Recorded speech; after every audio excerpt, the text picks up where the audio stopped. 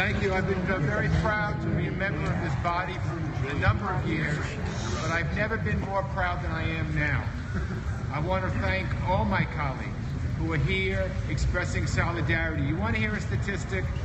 In the past decade, in gun violence, 428 times as many Americans have been killed in gun violence than in terrorism.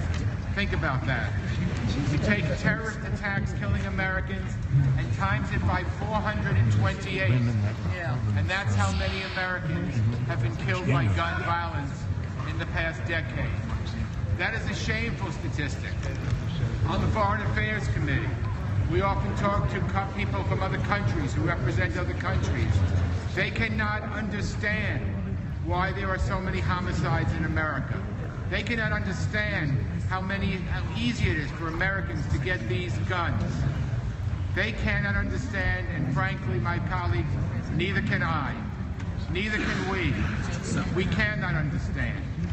You know, when we were in college, or maybe in grade school, we had a column, a chart, which talked about the House of Representatives and how a bill becomes a law.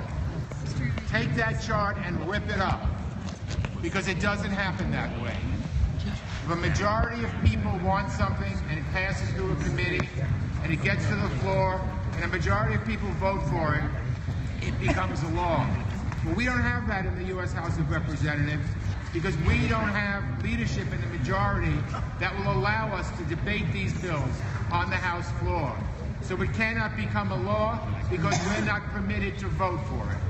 That is not the democracy that our brave men and women died for in all the wars.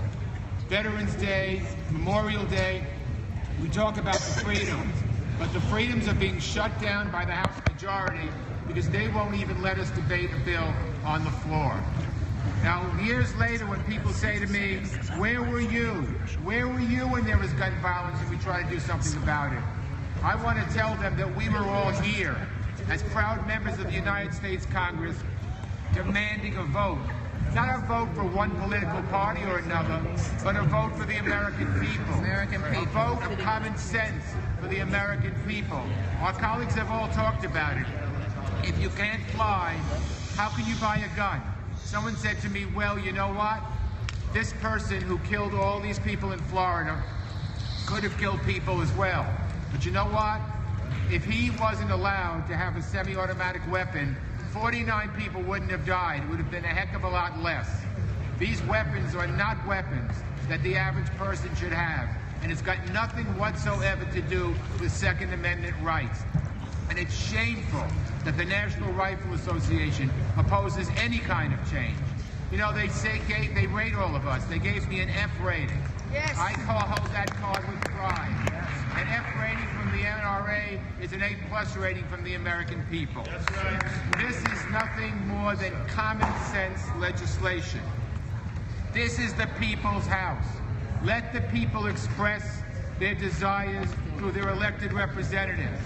We believe in democracy. Right. The people who control this house want to strangle democracy.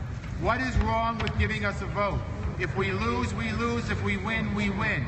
But to say that we cannot have a vote is no better than those totalitarian societies where people can't vote. It's no better than those societies where there is a parliament that's elected, but it's a rubber stamp parliament. We're better than that. We're Americans. We love our country. This is the greatest country in the world. Please don't sully it by refusing us a vote. We want a vote, no bill, no break. No bill, no break. Thank you, Eliot. Just so that everybody can prepare to come to the mic in this order, we're going to next hear from Julia Bromley, then Dutch Ruppersberger. Is Derek Kilmer back? He was here but had to leave, but when he comes back, we'll put him